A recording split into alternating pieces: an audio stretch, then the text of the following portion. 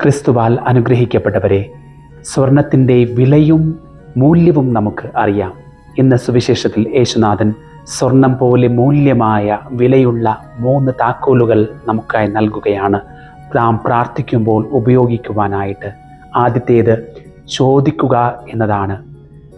എന്നാൽ അതിനേക്കാൾ തീവ്രമായിട്ടുള്ള ഒന്നാണ് രണ്ടാമത്തെ താക്കോൽ എന്ന് പറയുന്നത്. അത് അന്വേഷിക്കുക എന്നതാണ്. നഷ്ടപ്പെട്ട ഒന്നിനായിട്ട് തീവ്രമായിട്ട് തിരയുന്നത് പോലെ. എന്നാൽ ഏറ്റവും തീവ്രമായിട്ടുള്ള ഒന്നാണ് മുട്ടുക എന്ന ആ സ്റ്റെപ്പ് എന്ന് പറയുന്നത്, ആ താക്കോൽ എന്ന് പറയുന്നത്. അവിടെ സംഭവിക്കുന്നത് ഒരു ഉത്തരം കിട്ടുന്നത് വരെ, തുറക്കപ്പെടുന്നത് വരെ നിശ്ചയദാർഢ്യത്തോടെ ആ വാതിലിന് മുൻപിൽ നിൽക്കുന്ന ഒരു അവസ്ഥയാണ്. ഏറ്റവും തീവ്രമായിട്ടുള്ള അവസ്ഥയാണ്. ഈ 3 മനോഭാവങ്ങളുമാണ് നാം പ്രാർത്ഥനയിൽ ഉപയോഗിക്കേണ്ടത്.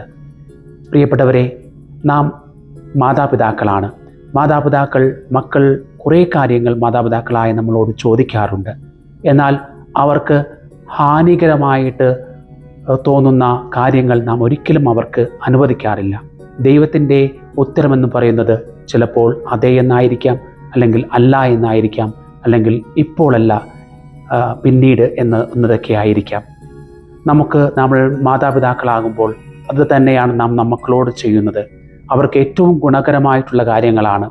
ബലഹീനരായ നാം ഏറ്റവും നല്ലത് മക്കൾക്ക് നൽകാനായിട്ടാണ് ആഗ്രഹിക്കുന്നത്.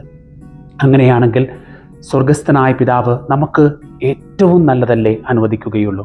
അതിനാൽ ദൈവത്തിൻ്റെ ഉത്തരം അല്ല എന്നതാണെങ്കിൽ പോലും അത് നമ്മളെ ഏറ്റവും വലിയ അപകടത്തിൽ നിന്ന് രക്ഷിക്കാനായിരിക്കാം, അല്ലെങ്കിൽ ഏറ്റവും ഗുണകരമായിട്ടുള്ള കാര്യത്തിനായിരിക്കാം ആ അല്ല എന്ന കാര്യം പറയുന്നത്.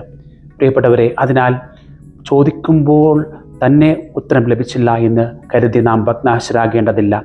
നാം തീവ്രതയോടുകൂടെ, ഇവിടെ ഒരു ഗ്രീക്ക് മൂലഭാഷയിൽ നാം കാണുന്നത് ചോദിച്ചുകൊണ്ടേയിരിക്കുക, അന്വേഷിച്ചുകൊണ്ടേയിരിക്കുക, മുട്ടിക്കൊണ്ടേയിരിക്കുക എന്ന അർത്ഥം വരുന്ന രീതിയിലാണ്.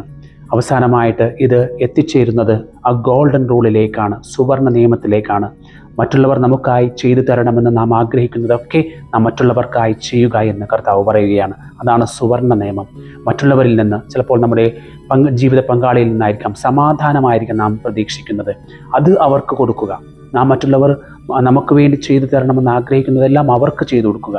മറ്റുള്ളവരിൽ നിന്ന് സ്നേഹമായിക്കോട്ടെ, ക്ഷമയായിക്കോട്ടെ, അല്ലെങ്കിൽ സമാധാനമായിക്കോട്ടെ, എന്തെല്ലാം നാം ആഗ്രഹിക്കുന്നുവോ അതെല്ലാം അവർക്ക് നാം ആദ്യമായിട്ട് ചെയ്തു കൊടുക്കാനായിട്ട് ശ്രദ്ധിക്കുക. അത് നമ്മിലേക്ക് അത് വന്നു ചേരുക തന്നെ ചെയ്യും. അതിനാൽ ഈ സുവർണ താക്കോലുകൾ ഉപയോഗിച്ചുകൊണ്ട് പ്രാർത്ഥന നിരതരായി മാറാം. ദൈവം നമ്മെ അനുഗ്രഹിക്കട്ടെ.